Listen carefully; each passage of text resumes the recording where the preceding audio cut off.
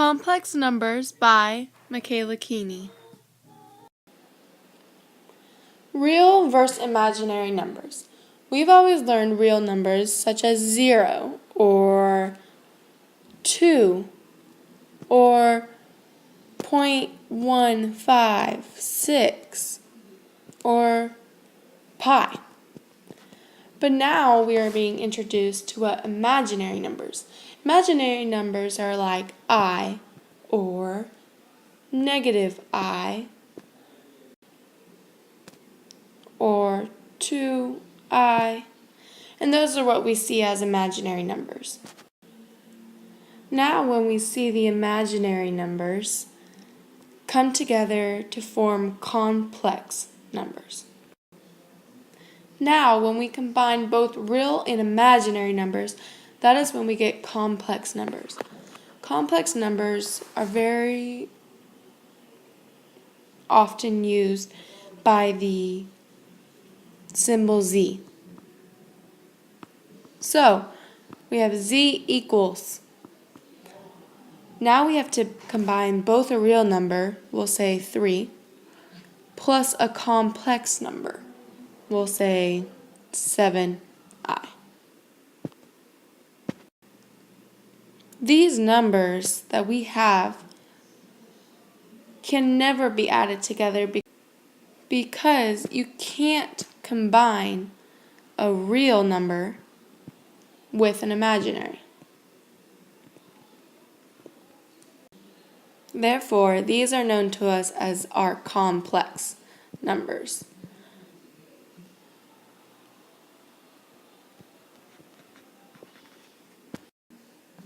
Now when we begin solving, we will sometimes find imaginary numbers.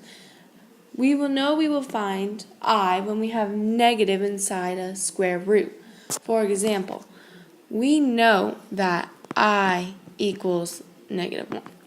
So, when we have a square root of negative 1, we do our regular factoring out. So we do 18 divided by 2 is 9. Then 9 divided by 3 is 3. But this ends up being positive. We have to take out this negative 1. Therefore, when we solve the problem, we get 3i, the square root of 2. We get the 3 from our 2 3's right here and our 2 that has been left inside the square root. And we discovered this negative 1. And we know I is negative 1. Therefore, you put it all together, you end up getting 3i, the square root of 2. For us to solve another type of problem where we are multiplying two complex numbers together, we still do our regular distributing. So we're going to distribute the 3 to the 3, the 3 to the 5, 1 first. We'll start there. 3 times 3 is 9. And then 3 times negative 5 is negative 15i. Then we're going to do our 5s. We have 5 times 3i. So it's going to be plus 15i. And then we have one more distributing to the 5, negative 5. Therefore, we get negative 25. But we have to remember to multiply our i's together too, which gets us I squared. If we combine like terms as far as we can, we end up exiting out both our 5's because they cancel each other out. So we're left with 9 minus 25i squared. Going back to our rule where I equals negative 1, we can apply that to our equation. Therefore, we have negative 25 times negative 1 equals, and when a negative times a negative, we get a positive, so 25. So we have 9 plus 25 equals 34, and that's our end answer. Now say, if we were to have a problem where we have an imaginary number squared. So we have a 2i that is being squared. When we square it, this is also 2i times 2i. Therefore, we have to multiply the 2's also. So 2 squared is going to be 4. And then we have to square our I. This is where we have to recognize our I squared. I squared equals -1. So we have 4 times -1. Our end answer will be -4. That is all back due to the fact that I squared equals -1. Now say we have a complex number that is being multiplied by another complex number. So we have 125i times -15i equals blank. We first multiply all our variables together, 125 times -15 and I times I. So 125 times -15, we end up doing all our distributing and multiplying, and we get -1975. So we have -1975, and then we have our I squared. Therefore, this leads into our -1. So if we have a -1, because this is, as we know, -1, and we multiply it times a negative number, we get a positive number. So we end up getting 1,975 as our final answer. Now let's start with a much greater difficulty of a problem. We're going to be dividing our equations now. So we're going to have 4 plus 2i divided by 3 minus I.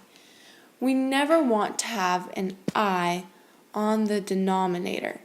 So in order to get that from the bottom, we're going to multiply both the top and the bottom by 3 plus I. That's going to be able to get rid of this negative I from the bottom of the equation.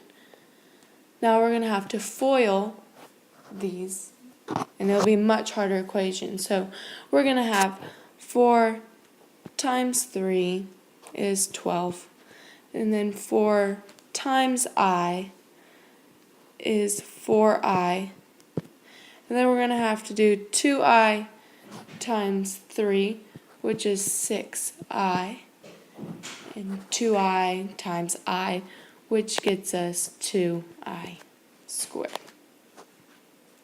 Now we do the same thing for the bottom, and we're going to have 3 times 3, which is 9, 3 times I, which is positive 3i, and we're going to do negative I times 3, which is negative 3i, and then we're going to have a negative I squared. As you notice, we have an immediate cancellation of these two because they cancel each other out. Then we also see we have an I squared. We're now able to simplify this equation as greatly as we can. So we're going to see it to become 12, and we see that we have 2 matching variables, so we can add those together. So 4 plus 6 is 10i, and then plus 2i squared. We notice that there is an I squared. As soon as we see an I squared, we recognize it's a -1. So we do 2 times -1. Then we're going to divide that by 9, and we see that the 3's have already canceled out. And we do it minus another flag, we see an I squared. We just add in a -1. So even farther simplifying that, we go to 12 plus 10i minus 2 divided by 9 plus 1. Or we can simplify that even farther, so we can just go straight to 9 plus 1 is 10. You can now simplify the whole equation by dividing everything by 2. So if we divide everything within our equation by 2, we get 6 plus 5i minus 1 divided by 5. And that is the greatest simplified we can get. Now I hope you finally fully understand what complex numbers do and how you're able to solve them.